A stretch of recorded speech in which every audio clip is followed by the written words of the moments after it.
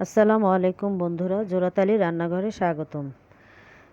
গরম শুরু হয়ে গেছে। ফাল্গুন মাস প্রায় শেষের দিকে, চৈত্র মাসের শুরুর দিকে। এই সময় যদি একটু বেশি বেশি করে তিতা জাতীয় খাবার খাওয়া হয়, সেটা আমাদের শরীরের জন্য খুবই স্বাস্থ্যকর। তার মধ্যে আবার চলতেছে রোজা। রোজার দিনে কিন্তু শরীরটা এমনি কষা হয়ে যায়। এই টাইমে যদি একটু শাক খাওয়া হয় তাহলে শরীরটা ভালো থাকে আমাদের। শরীরের সুস্থতার কথা চিন্তা করে আজ আমি একটা শাক রান্না নিয়ে আপনাদের মাঝে চলে আসলাম। যদিও এই শাকটি সবাই যার যার মতো করে রান্না করে খান, এবং এটা খুবই ভালো লাগার একটি শাক, পাট শাক। এবং পাট শাকের আমি তেতো যেই শাকটা ওইটা নিয়েছি। এক আঁটি তিতা পাট শাক এনে ভালো করে কেটে ধুয়ে পরিষ্কার করে পানি ঝরা দিয়ে রেখেছি। এখানে আমি কড়াইতে গরম তেলের মধ্যে শুকনো মরিচ ফোড়ন দিয়ে তার মধ্যে আমি 1 টেবিল পরিমাণ পেঁয়াজ বাটা দিয়ে দিলাম, এবং পেঁয়াজ বাটাটা যখন আমার 50% ভাজা হয়ে গেছে তখন আমি এখানে আধা চামচ রসুন বাটা, আধা চামচ আদা বাটা, এইটা আমি দিয়ে ভালো করে পেঁয়াজের সাথে ভালো ভেজে নিচ্ছি। পেঁয়াজ এবং আদা রসুনটা যখন আমার ভাজা হয়ে গেছে তখন আমি এখানে অল্প একটু পরিমাণের হলুদের গুঁড়া দিয়ে দিচ্ছি, মানে আধা চামচের চাইতেও কম হলুদের গুঁড়া, এবং 1 চামচ পরিমাণ মরিচের গুঁড়া দিয়ে দিচ্ছি।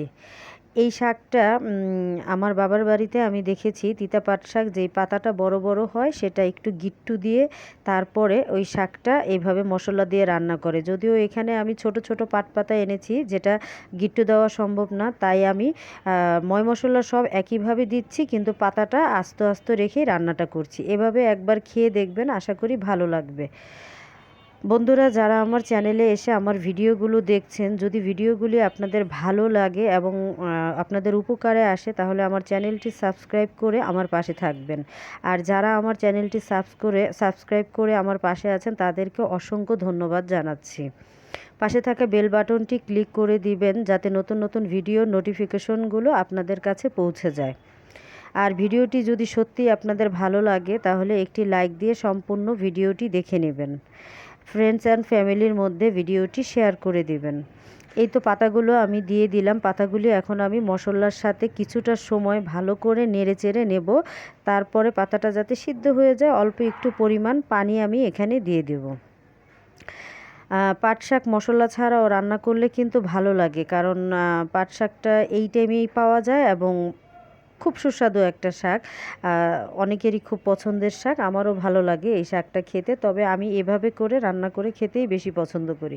আপনারা এভাবে একটু ট্রাই করে দেখবেন, আশা করি খারাপ লাগবে না, ভালো লাগবে। আমি যেদিন এই শাকটা রান্না করেছিলাম সেদিন কিন্তু আমি শুধু এই শাক দিয়েই ভাত খেয়েছিলাম। অন্য কোনো তরিতরকারি আমার প্লেটেই আমি তুলিনি, কারণ আমার কাছে এটা ভীষণ মজা লাগছিল। আমি একটু সময় ঢাকনা দিয়ে ঢেকে এটা ভালোভাবে রান্না করে নিলাম।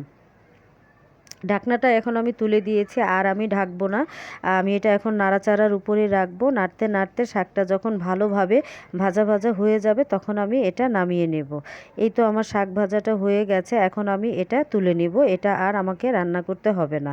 তো বন্ধুরা, আমার ভিডিওটি শেষ অবধি দেখতে থাকেন। যদি আপনাদের সত্যি ভিডিওটি ভালো লেগে যায় তাহলে একটি লাইক দিয়ে সম্পূর্ণ ভিডিওটি দেখে নেবেন, এবং আমার চ্যানেলটি সাবস্ক্রাইব করে আমার ইউটিউব পরিবারের সদস্য হয়ে আমার সাথে থাকবেন। আল্লাহ হাফেজ।